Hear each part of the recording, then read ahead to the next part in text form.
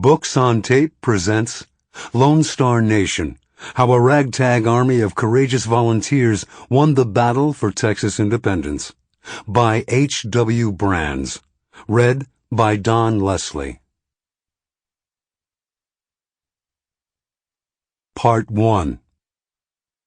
The Banks of the Brazos, to 1828. Chapter 1. The Promised Land. The land was enough to excite any man's lust, and perhaps emotions more deadly. Geology and climate had shaped the region of Texas between the Gulf of Mexico and the Balcones Escarpment, almost as if they had human settlement in mind. Like most of the North American continent, this land formed beneath the sea, from sediment drifting down through tepid waters, inhabited by prehistoric crustaceans and bony fish. The bones and shells mixed with mud to form the chalky limestone that would characterize much of Texas when it surfaced.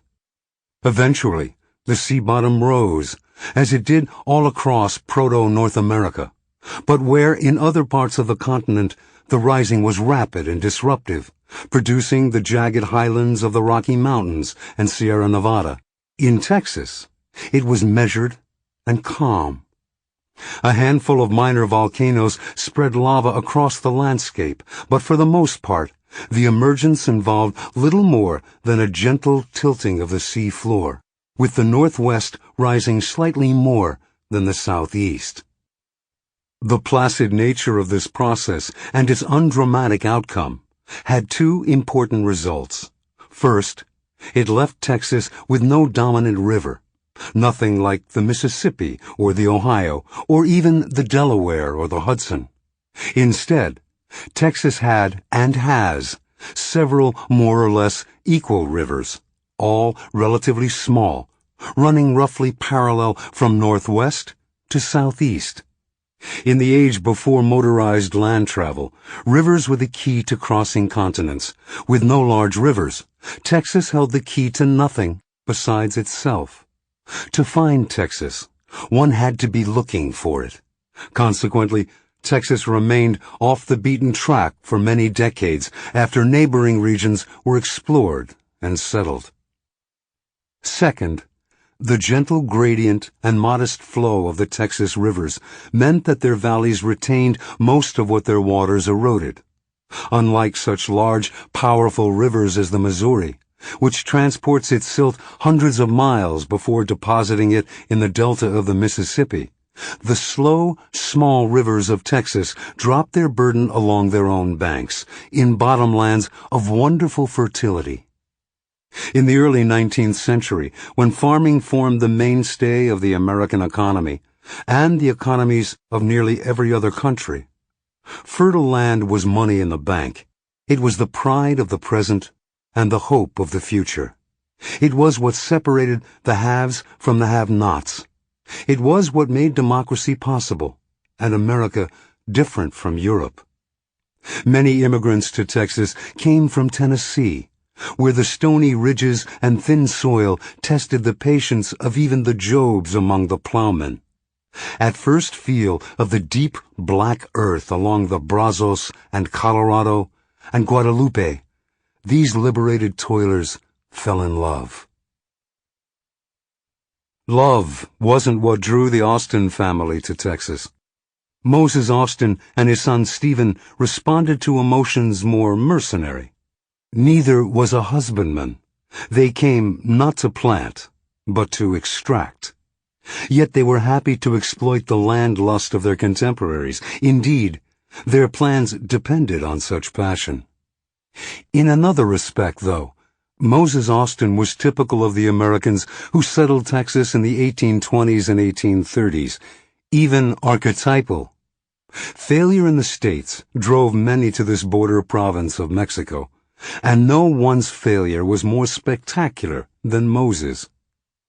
He was born in Connecticut in 1761, when Texas was part of the Spanish Empire and Connecticut part of the British Empire. He came of age amid the American Revolution, a conflict that left him an orphan, with an inheritance of 70 pounds sterling, which he invested in the dry goods trade. He practiced briefly in Connecticut before relocating to Philadelphia, the commercial and recurrently political capital of the new republic, where he partnered with his elder brother Stephen, for whom Moses's son would be named. But Philadelphia was a tough market to crack, and Stephen a hard man to live with, and Moses soon continued south to Richmond, the new capital of Virginia. The young city showed promise between its location at the head of navigation on the James River and the construction that must accompany the establishment of a seat of government. Unfortunately, the promise remained unfulfilled during Moses's first years there. As to business, he lamented in the summer of 1787, "Nothing can equal it for badness." Moses didn't discourage easily, and at 26 he was willing to seek new outlets for his ambitions. A principal item of inventory for any 18th century dealer in dry goods was lead. In later generations, this humble metal would be superseded for many purposes by substances more durable and less toxic. But in Moses Austin's time, as for the preceding couple of millennia, lead seemed a marvel of nature. It was used in plumbing. The Latin for lead was plumbus. In painting, as an ingredient in various pigments. In printing, type was cast in lead. In hunting and war, for lead bullets and shot. In ceramics, pigments again. In tableware and buttons, as a constituent of pewter. In construction, as roofing material and in windows, and in dozens of other ways. Thomas Jefferson praised lead in his Notes on the State of Virginia, and pointed to a large deposit on the upper reaches of the Great Kanawha River, near Virginia's border with North Carolina. The metal is mixed, sometimes with earth and sometimes with rock, which requires the force of gunpowder to open it, Jefferson observed. But despite the difficulties of extracting the metal, Jefferson suggested that money could be made, and American society benefited by the exploitation of this deposit. After talking Brother Stephen into joining him in the venture, Moses persuaded the Virginia legislature to lease the Kanawha mine to the two of them. In 1789, just as George Washington was taking the oath of office as the first president of the republic established under the new federal constitution, Moses Austin embarked on a career as a frontier industrialist.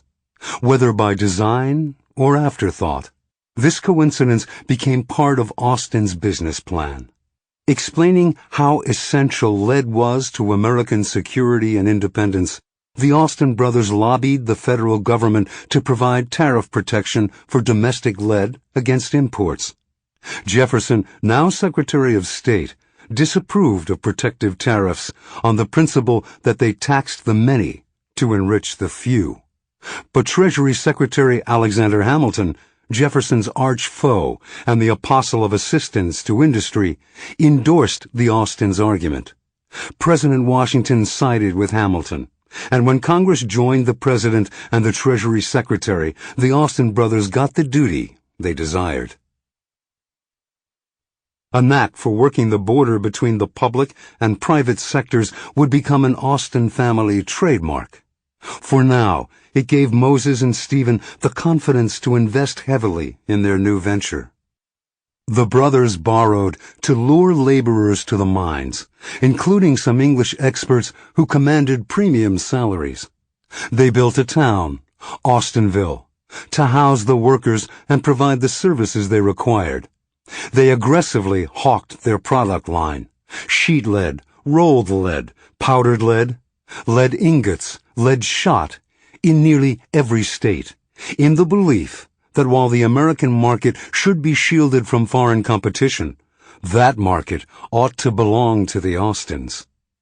In 1785, Moses wedded Mary Brown of Philadelphia.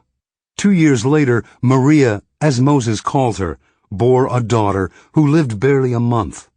In 1790, the couple had another daughter, who died after a half year.